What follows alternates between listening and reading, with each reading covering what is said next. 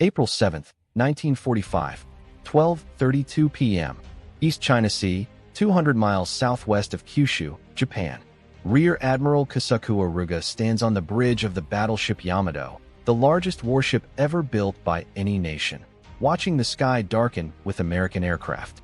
Not clouds, not weather, aircraft, hundreds of them, coming from every direction at once in coordinated waves that stretch from horizon to horizon like a swarm of steel locusts descending on a single target that cannot run, cannot hide, and despite all its massive guns and thick armor, will not survive the next 2 hours. Aruga has known this moment was coming since yesterday, when Yamato left port on a mission everyone aboard understands is suicide. Operation Tengo, Heaven Number 1.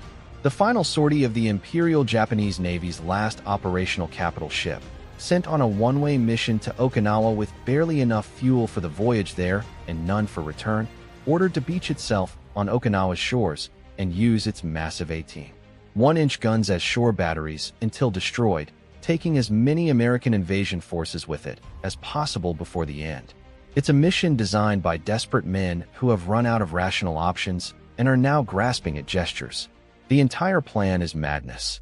Sending the world's most powerful battleship on a suicide run without air cover, without adequate escorts, without fuel for return, without any realistic chance of reaching its destination, let alone accomplishing its mission. But Japan is losing the war so catastrophically that madness has become policy, that suicide missions are standard procedure, that throwing away irreplaceable assets in symbolic gestures is considered acceptable strategy. Yamato left port yesterday with 9 escorts, 1 light cruiser, and 8 destroyers, knowing they were sailing towards certain death. The crew was told the truth. No deception, no false promises. You are sailing on a one-way mission. You will not return. You will die for the Emperor. Hundreds of sailors requested transfer off the ship. They were denied. Hundreds more volunteered to join, wanting to die aboard the legendary Yamato rather than survive the war in shame. The ship sailed with 3,332 men aboard, knowing fewer than 300 would see tomorrow. American submarines spotted them yesterday.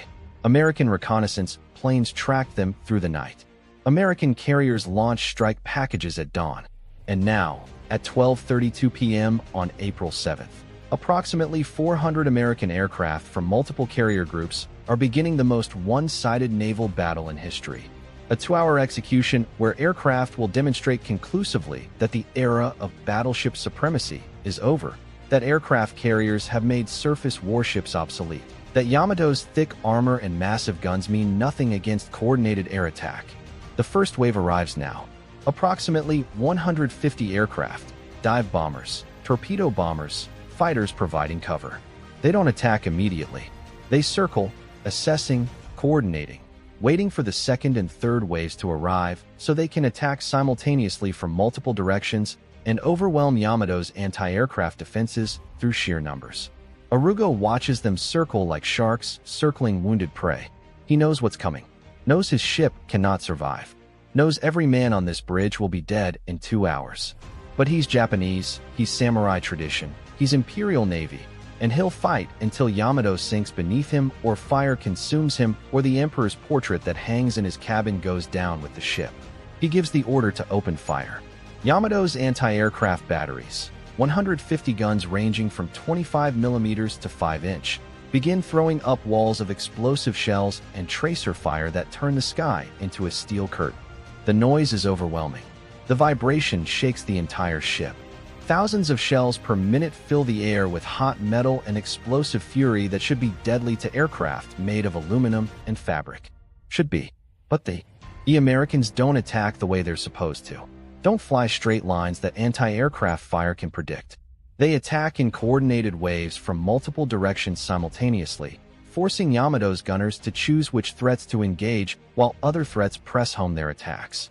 They use altitude differences, some aircraft diving from high altitude, while others approach at wavetop level.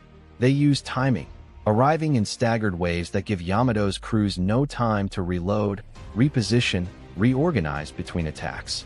Designers never imagined dozens of torpedo hits concentrated on one side in rapid succession. Never imagined damage control teams unable to keep up with flooding instantly. Another bomb hits forward, starting fires. A third hits the superstructure, destroying radar equipment and communications. The bombs don't sink the ship. Yamato's armor was designed to stop bombs, but they kill crew, destroy systems, start fires that spread, create smoke that makes coordination harder. Each bomb degrades Yamato's ability to defend itself, makes subsequent attacks more effective. By 1:15 p.m., 43 minutes into the battle, Yamato has been hit by at least 10 torpedoes and half a dozen bombs. The port list has increased to 20 degrees despite counterflooding. Speed has dropped to 18 knots.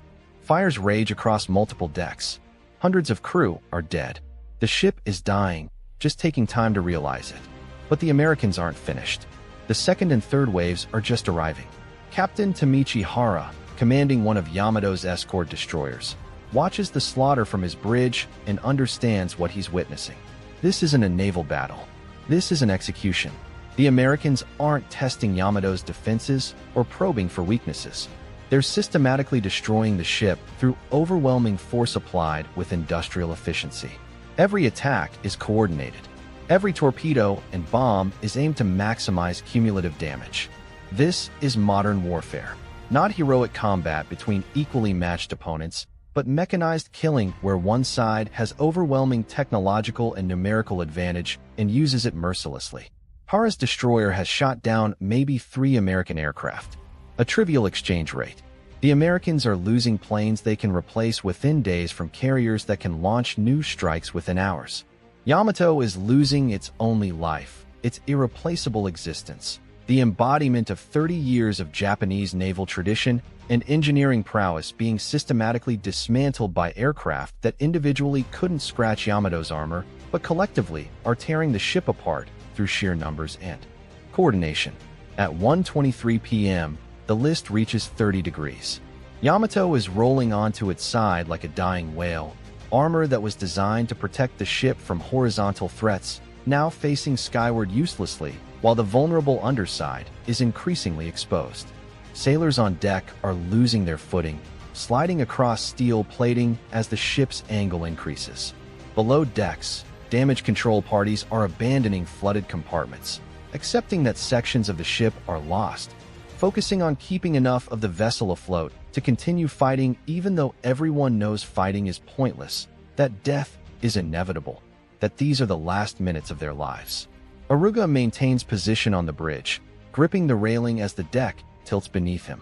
He knows the end is close, knows his ship is finished, knows his duty now is to die properly, to give his crew permission to abandon ship if they want, to ensure Yamato sinks with honor even if the mission was madness from the beginning. At 1:38 p.m., a massive explosion rocks the ship. Not from outside, from within. A fire in the aft magazine has reached ammunition stores. The resulting explosion is so powerful it's felt on American aircraft at 10,000 feet. So massive it creates a mushroom cloud visible for miles. So devastating it breaks Yamato's back, literally snapping the enormous battleship in half. The explosion kills hundreds instantly, including most of the crew in the aft sections. It vaporizes the rear third of the ship. The bow section, still containing the bridge and hundreds of trapped sailors, remains floating for another 5 minutes. Time enough for survivors to jump overboard. Time enough for the dying battleship to sink bow first into the East China Sea. At 2:23 p.m., exactly 1 hour and 51 minutes after the first American aircraft arrived, Yamato disappears beneath the surface. The largest battleship ever built, the pride of the Imperial Japanese Navy, the symbol of Japanese naval power. The ship that was supposed to be unsinkable is gone. The ship that was supposed to be unsinkable is gone. And subsequent London Naval Treaty limited the number of capital ships any nation could build, giving the United States and Britain significant numerical advantages over Japan. Japan couldn't build as many ships as its potential enemies, so it had to build better ships. If Japan couldn't match America in quantity, it would exceed America in quality. The solution was Yamato and its sister ship Musashi, battleships so large, so heavily armed, so thickly armored that they could theoretically defeat multiple American battleships simultaneously.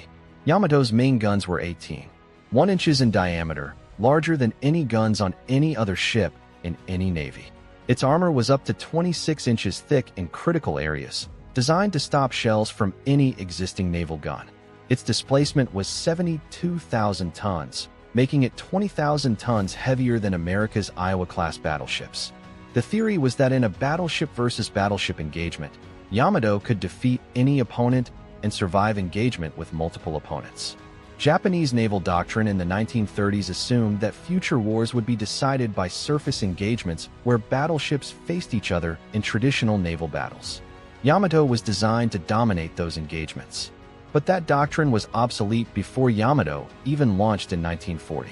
The decisive naval battles of World War II, Coral Sea, Midway, Philippine Sea, were all carrier battles where opposing surface ships never saw each other, where aircraft were the primary weapons, where battleships were secondary assets used for shore bombardment or anti-aircraft defense.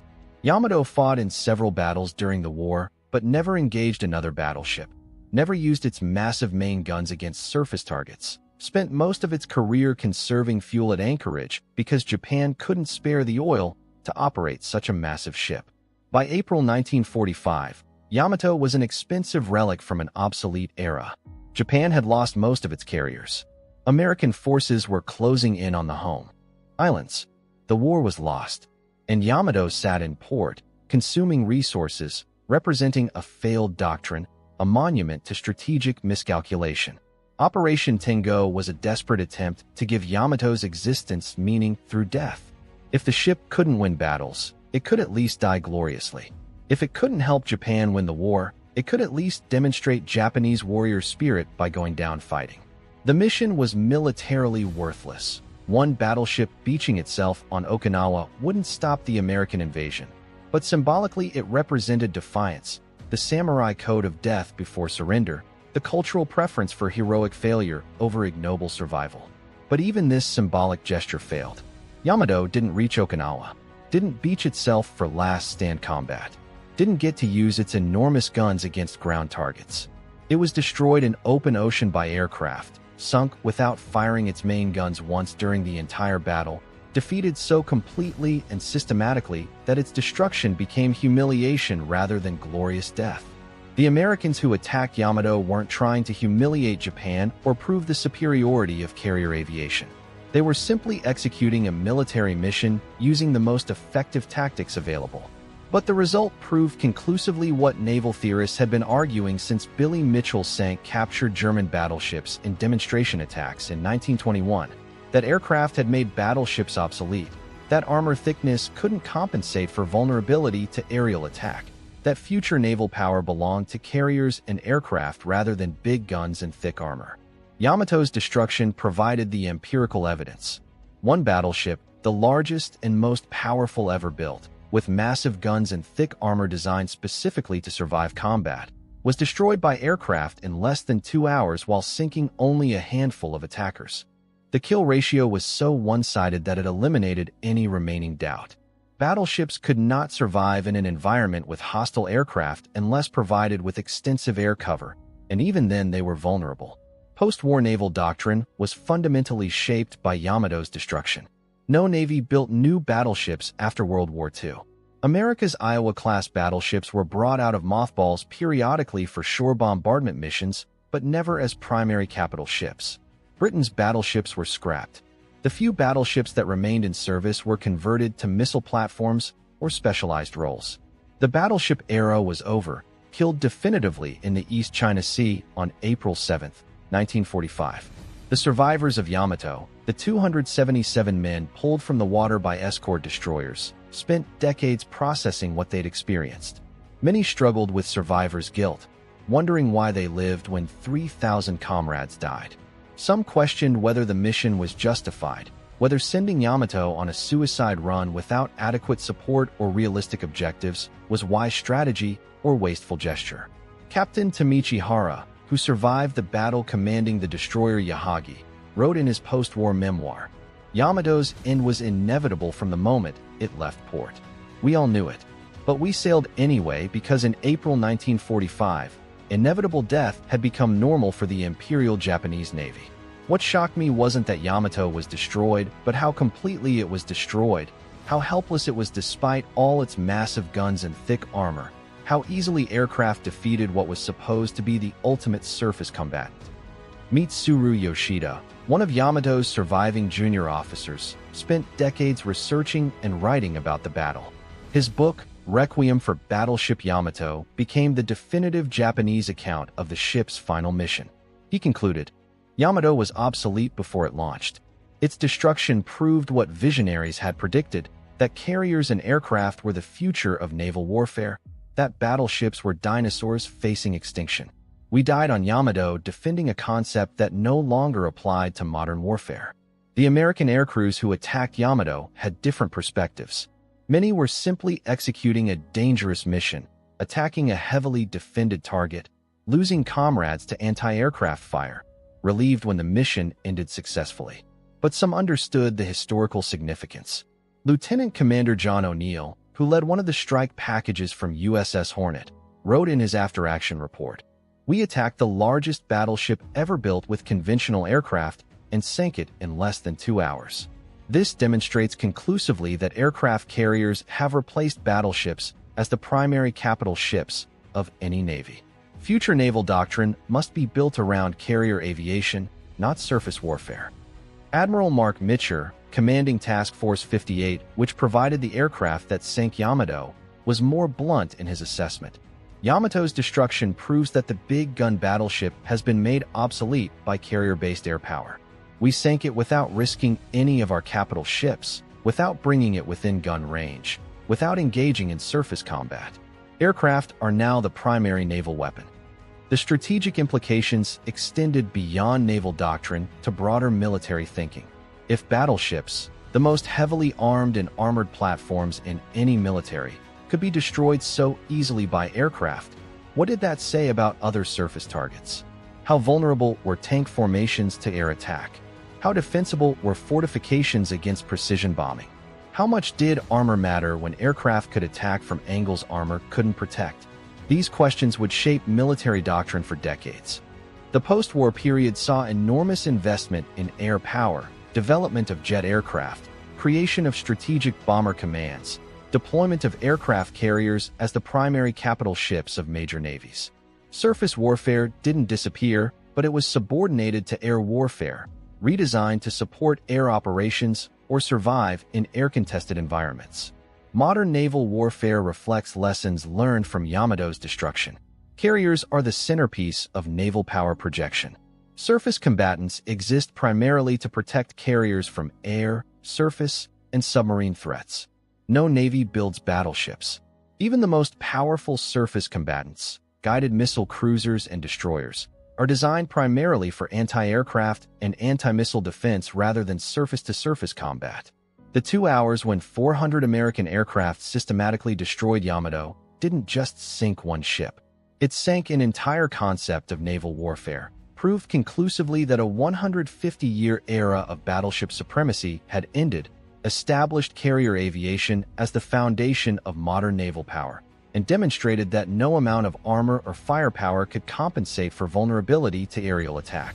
79 years later, Yamato rests at the bottom of the East China Sea, a monument to naval ambition and strategic miscalculation.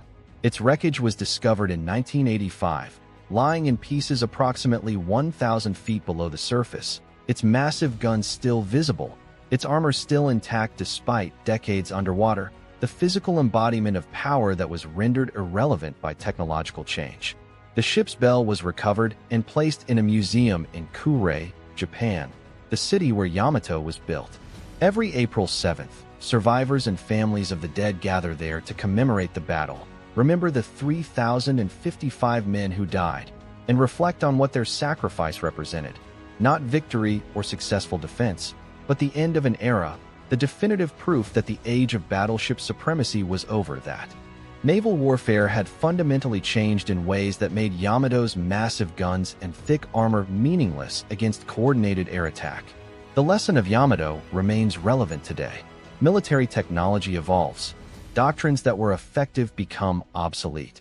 Platforms that were dominant become vulnerable. Today's carrier groups might be as vulnerable to hypersonic missiles or drone swarms as Yamato was to coordinated air attack. The specifics change, but the principle remains. Overwhelming technological or numerical advantage defeats even the most powerful individual platforms. Armor and firepower cannot compensate for strategic vulnerability, and military doctrine must evolve constantly to address changing technologies. April 7, 1945. 2 hours. 400 American aircraft. 1 Japanese battleship. A battle so one-sided it was barely combat at all, but systematic destruction.